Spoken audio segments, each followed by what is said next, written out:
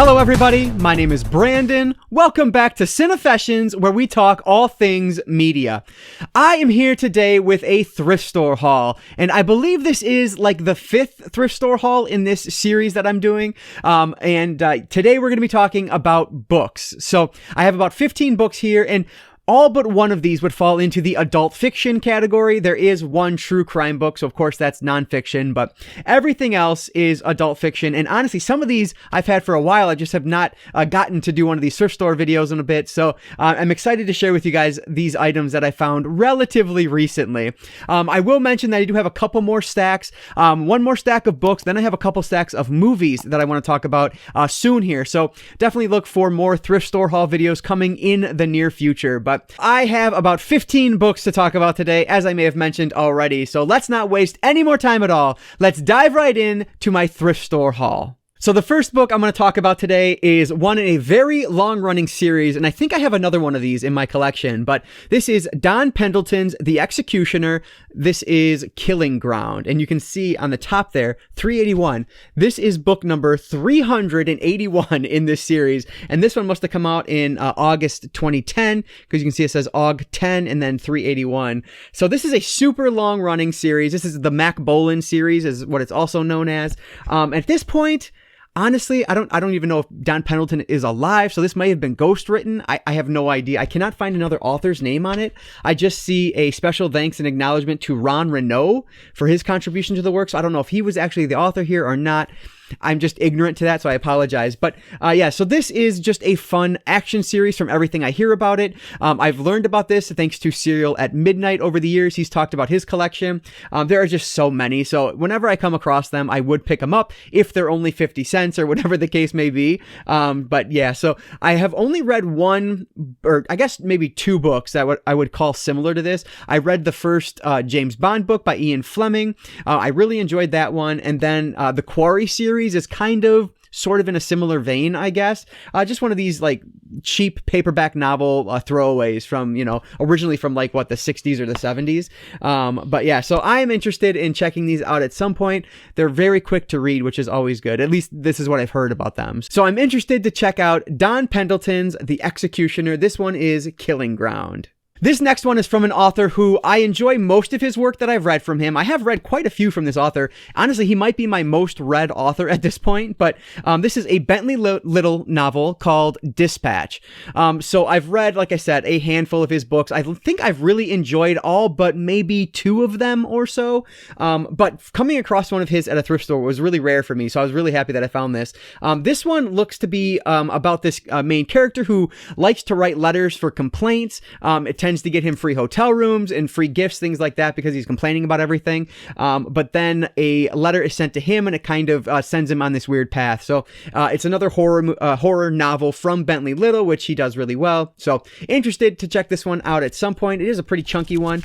I do tend to read most of, I think all of Bentley Little's novels I've consumed have been on audiobook. So we'll see. I do have a decent little collection though in the paperback form, so I'm happy to add this one to that. So Bentley Little Dispatch. I was really excited to find this one as well because there's a movie that is relatively recent that is based on this book. This is Z for Zachariah, written by Robert C. O'Brien. So this is actually from 1974, but like I said, there is a movie which I picked up the DVD from, I think, the Dollar Tree, I want to say, relatively recently here. And so I was very intrigued when I found this. And this is a post-apocalyptic story. There was like a nuclear war, I want to say, and our main character, I believe, is going to be this person pictured here. She's like a 16-year-old girl, and she believes that she is the only remaining person on Earth. At least that's what I gather from the back here. I have yet to see the film or read the book, so definitely interested in checking this one out. If you guys have read this or if you've seen the movie, let me know what your thoughts are on this story. This might be one that I end up prioritizing this year, so let me know your thoughts on this one down in the comments below. But Z for Zachariah, written by Robert C. O'Brien. Speaking of authors that I've read a ton of their work, not all of it, of course, and I need to read much more, but we have a Stephen King novel here called Rose Madder. So this one, I really don't know too much about. This cover, though, is just iconic to me. I always remember seeing this in the library when I was younger, and I was always intrigued by it. But this one, I don't believe this is a short story collection. I think this is actually a full-length novel, but let me just pull it up here and see if there Yeah, it is. So there's just a prologue. Yeah, so there's no table of contents that talks about how many stories are in here. So this is a Stephen King novel, which is really cool. So yeah, love coming across these in the thrift store. So happy to add this one to my relatively decently sized, I guess I'll say, Stephen King physical book collection. So Rose Madder from Stephen King. And when was this one from? I feel like this has got to be, what, I'm going to guess like a 90s outing from King. Let me see if I'm right here. It is from 1995, it looks like. So yeah, pretty good guess on my part. So Rose Madder from Stephen King.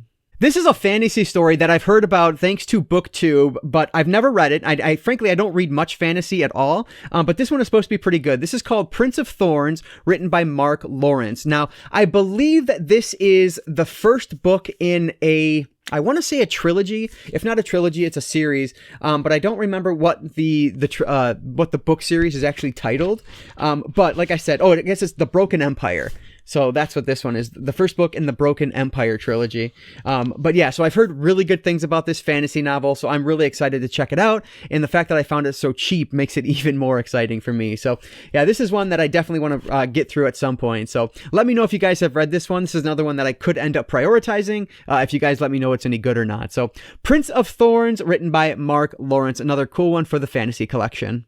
Moving from fantasy to dark fantasy, which frankly, Prince of Thorns might be dark fantasy too, I don't know, but this is kind of the blueprint when it comes to dark fantasy. We have George R.R. Martin's A Game of Thrones. I believe this is actually titled A Song of Ice and Fire, but this one is the Game of Thrones branded one, or the repackaging of it. But yeah, so this is, look at this. It has a map at the front, so you know you're reading something epic here, which is always cool. But yeah, so I have been wanting to grab this for the longest time. I was thinking about doing this one in the audiobook form, but I hear that it gets a little confusing, and so you might want to skip back and forth a bit more than a standard book, so I figured probably this would be a better way to do it in the physical form. Now, to be fair, I don't know if this will actually be the copy I read, because look at that text, you guys. That, like, I'm an old man. That is small text. So I don't know if I'll read this version of it. I would like to get like the oversized trade paperback at some point, but I can at least start it this way and see if I'm enjoying it at all, because frankly, I have no idea if this is going to be something I'll like or not. I will mention I have not seen A Game of Thrones on HBO. I've seen the first episode twice. I liked it, but I just never continued. So yeah, this is one that I'm excited to add to the collection. Even if I don't actually read this version, this is a book I want to read at some point in my life. So George R.R. Martin's A Song of Ice and Fire, or as it's titled here, A Game of Thrones. This one is the nonfiction book in the pile, and it is an Anne Rule true crime story. This is Green River Running Red. So this is, of course, the story of the Green River Killer, who is one of the more infamous serial killers of our day.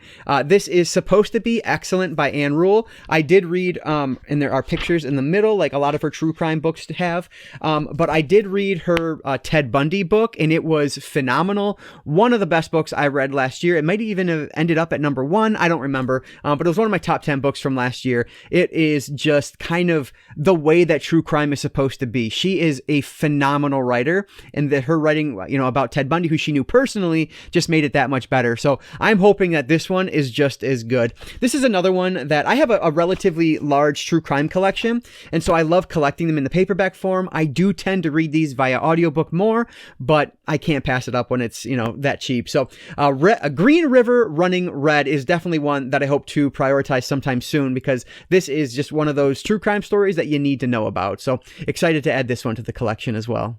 Moving over to some of the larger trade paperback size books I found.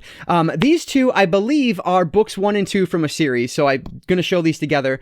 We have The Cuckoo'S Calling and The Silkworm, which are both written by Robert Galbraith, who of course is just J.K. Rowling. It's a pseudonym for J.K. Rowling of the Harry Potter series. So these were books that were recommended to me by my buddy. He was a big fan of the first one. I don't even know. I think he continued the series, but I don't remember what his thoughts were on the rest of them. I know he liked the first one though, and so I wanted to check it out. These were ones that I planned on picking up at one point at like Barnes and Noble, because they ended up being in the the clearance area, so they were pretty cheap there. But I ended up finding them at the thrift store, which is even better. So yeah, really excited to check these out eventually. Of course, I'm a huge Harry Potter fan, so hopefully these ones will be good. Obviously, a completely different story. This is, I believe, just a mystery/thriller series, but yeah, I've heard good things, so I'm excited about these. We'll see if they're any good or not. The Cuckoo'S Calling Calling, and The Silkworm, written by J.K. Rowling, aka Robert Galbraith. Galbraith. We're going to go with Galbraith. This book is in like brand new condition. I have no idea why it was at the thrift store. It is just in perfect shape. But this is The Forever War, written by Joe Haldeman. So this is a book that I have heard a ton about over the years. I think I owned it at one point, ended up trading it in or, donating it, whatever the case was. But because I found it super cheap, I wanted to check it out again. I actually just picked this one up on audiobook from the Audible sale that was happening, I don't know, sometime in the recent weeks here. So I will do this one via audiobook when I get to it, but it's good to have this one in the collection. It's just that I love the font size is big, the pages are easy and breezy to get through. This is just my favorite format to read in the physical form. But yeah, so The Forever War by John Haldeman. This is one I will do probably on audiobook, but hopefully I like it enough to want to keep this physical one in my collection. This is a book that one of my favorite films of all time is based off of. It's of the same title. This is from P.D. James, The Children of Men. So, like I said, this is just one of the best movies ever. I need to rewatch it. It has been way too long since I've seen this one. But this essentially is like a post-apocalyptic.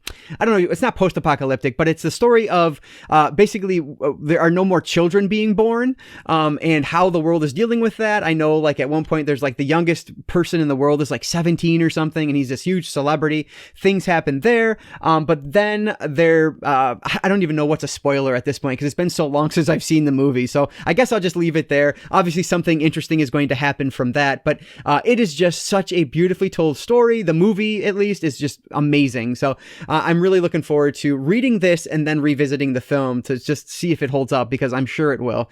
Yeah, this one just blew me away when I saw it in theater, so I had to pick up the book for it, which I've been wanting for quite a long time now, and was so happy when I came across it at the thrift store. So, The Children of Men, written by P.D. James. So we're down to the last four, and these are all from a series as well. If you guys have watched Justified, the TV series Justified with Timothy Oliphant, I believe, is the main character in that. Now, I've not seen them at all, but these are the novels that are based, or that TV series is based off of, from Elmore Leonard. And I think I have the first four here. I think there's 5 in total, and I have the first 4. This is, the first one is Pronto, and then we have Riding the Rap, and then Fire in the Hole, and finally, Raylan. So these are all clearly came from the same person's collection. They just decided they didn't need them anymore, so they donated them because they are in like the same style, I guess, like they're the same printing run of these with these awesome covers, which I think look so good. So of course I had to pick these up. Whenever I see like more than one book of a series at the thrift store, I'm grabbing them all because I love collecting complete series. So I only need one more, and I think it's actually a Detroit related one. It's like Raylan Goes to Detroit or something like that. So I'm definitely interested in picking that up, but I do want to check these out because I've heard awesome things about Justified. So I figured, read at least one of these to see if I like it or not, and then maybe jump into the series. Timothy Oliphant, I think, is just a fantastic actor. So I definitely want to check that out at some point. But yeah, so I ended up finding 4 of the 5. I guess they're like the Raylan series. I don't know what series it is, but it's the show that, or the book series that Justified is based off of. Riding the Rap, Pronto, Raylan, and Fire in the Hole. So a really cool find from the thrift store. And that is going to wrap up everything that I found in this haul.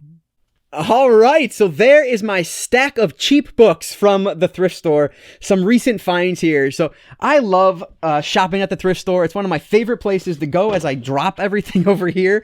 It's just one of my favorite places to shop because everything is just so cheap. Sometimes you can find things in awesome condition. Other times it's a little bit questionable, but either way, I love shopping there. So let me know down in the comments below if you guys have found anything cool at your thrift store. I love hearing what you guys find because you guys also, often find some really cool things. And let me know what I should prioritize here, if anything. Z for Zachariah comes to mind as one that I would really like to dive into. Is this one any good or not? Let me know your thoughts down in the comments below. I love talking with you guys down there, so thanks for all your support. As always, if you guys did enjoy this video, please give it a like down below and consider subscribing to the channel as I make my march toward 1,000. I really appreciate all of the support you guys have given me over the past couple of years here, so thank you for that. All right, guys, so that is going to do it for today. I just want to say thank you all so much for watching, and I want to encourage you to consume some media today. I'll catch you next time.